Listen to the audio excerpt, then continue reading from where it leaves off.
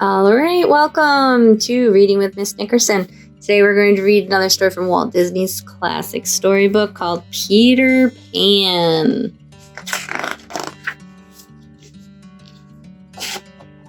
Late one night, high above the city of London, Peter Pan and Tinker Bell flew across the sky. They stopped at the nursery window of the Darling family and crept silently inside. The Darling children, Wendy, Michael, and John, were all fast asleep. Peter Pan had to find his shadow. He had left it behind the last time he had visited the Darling nursery. He often came and secretly listened to Wendy tell bedtime stories about Neverland, pirates, fairies, and himself, Peter Pan. Finally, Peter found the shadow inside a dresser drawer, but when he tried to catch it, the shadow flew away. Peter chased it around the room, knocking over a table and waking Wendy. Before long, Peter Pan had convinced Wendy to come back to Neverland with him. "Oh, Peter, it would be so wonderful," said Wendy with a gasp. "I'm so happy, I think I'll give you a kiss." She stepped up to Peter Pan and puckered her lips. But just then, something yanked her back by the hair. It was Tinker Bell. The tiny pixie was already jealous of Wendy. "Stop it, Tink," scolded Peter, chasing the pixie around the room. Soon, Michael and John were also awake. They wanted to come to Neverland too.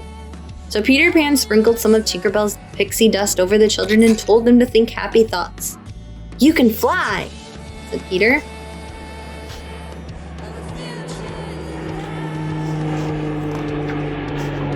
Soon they were soaring through the sky, heading for Neverland. At last, the children looked down and saw golden rainbows, blue waterfalls, and mermaids singing in a lagoon. It was the most beautiful place they had ever seen. "Oh, Peter," said Wendy happily, "it's just as I've always dreamed it would be. There were beaches and deep forests, and of course, there was a pirate ship. Yes, this indeed was Neverland." Peter Pan led the children to Hangman's Tree, the secret hideout where he lived with his good friends, the Lost Boys. Then, while John and Michael went off to explore the island with the Lost Boys, Peter Pan and Wendy went to visit the mermaids in Mermaid Lagoon. It was there that Peter Pan spied the Indian princess, Tiger Lily, tied up in the rowboat of the evil Captain Hook and his first mate, Mr. Smee. Captain Hook had kidnapped her. Peter and Wendy could overhear the pirate saying, "You tell me the hiding place of Peter Pan and I shall set you free."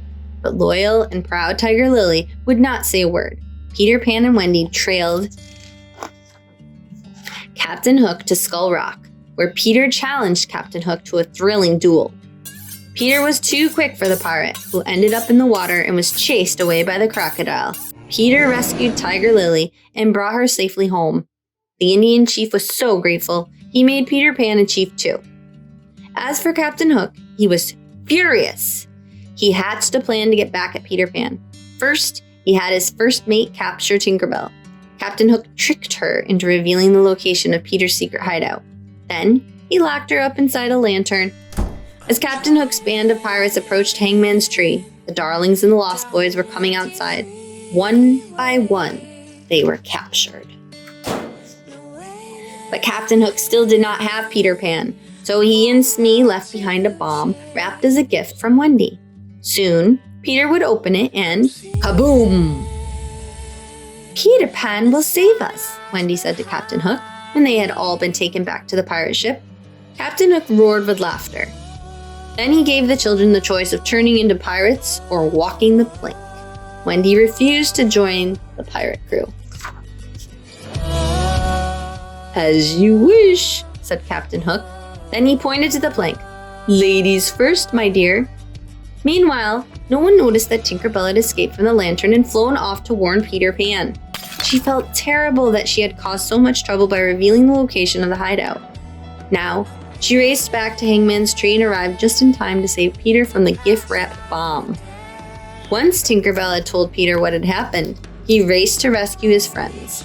He arrived at the Captain Hook's pirate ship just as Wendy was stepping off the end of the plank.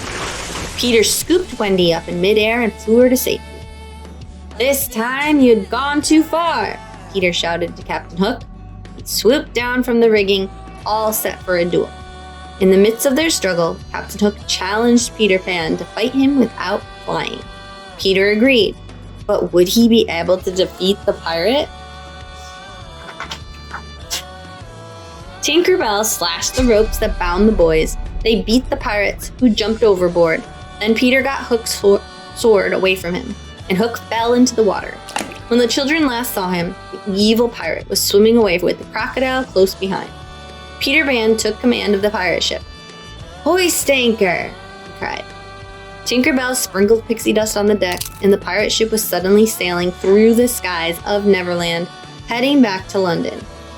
"Michael, John," said Wendy, "we're going home." Back in the nursery, Wendy waved goodbye as Peter Pan sailed off into the night. Looking over Wendy's shoulder, her mother, Mary Darling, could not believe her eyes. Together, mother and daughter watched the ship as it sailed past the moon on its journey home to Neverland. The end.